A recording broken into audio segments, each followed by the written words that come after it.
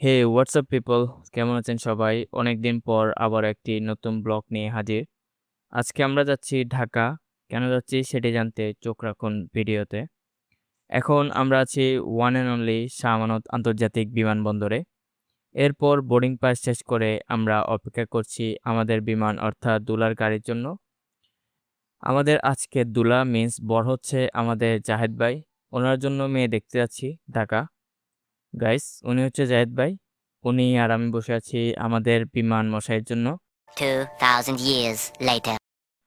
অনেকক্ষণ অপেক্ষার পর আমরা ফাইনালি আমাদের বিমান অর্থাৎ দুলার গাড়ির দেখা পেলাম, কিন্তু দুঃখজনকভাবে সেটি ফুল দিয়ে সাজানো ছিল না।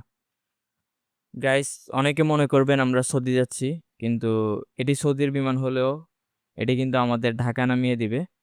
আমাদের 4 হাতের কপাল, তাই আমরা ডোমেস্টিকের বদলে ইন্টারন্যাশনাল ফ্লাইট পাইছি।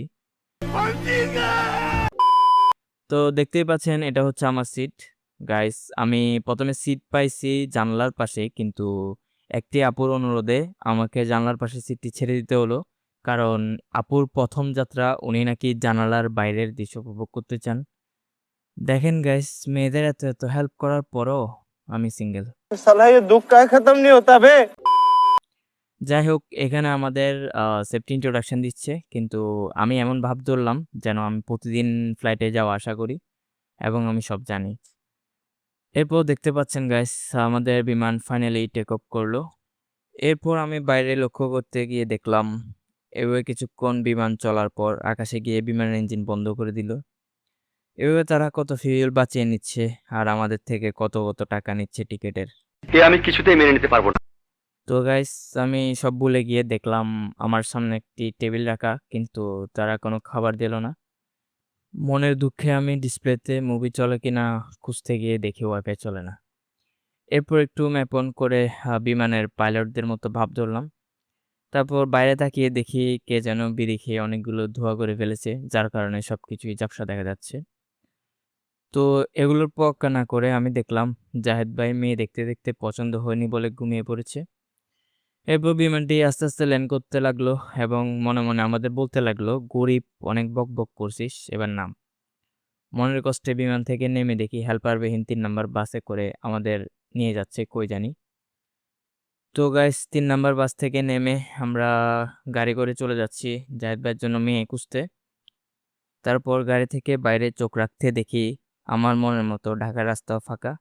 তারপর জানতে পেলাম সেদিন নাকি সংসদে শপথ পাঠ। তো আমরাও আমাদের শপথ পাঠের উদ্দেশ্যে চলে গেলাম একটি অ্যাওয়ার্ড শোতে।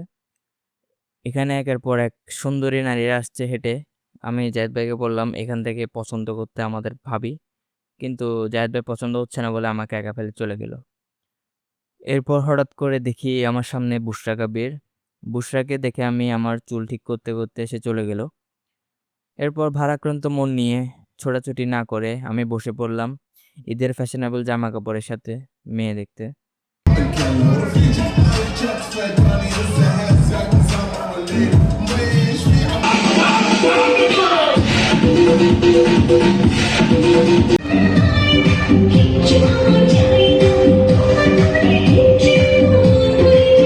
তো অনেকক্ষণ বকবক করার পর গাইস, এবার বিদায়ের পালা। ভালো লাগলে লাইক কমেন্ট শেয়ার করে দিবেন এবং আপনাদের বান্ধবীকে মেনশন দিতে ভুলবেন না জায়েদ ভাইয়ের জন্য।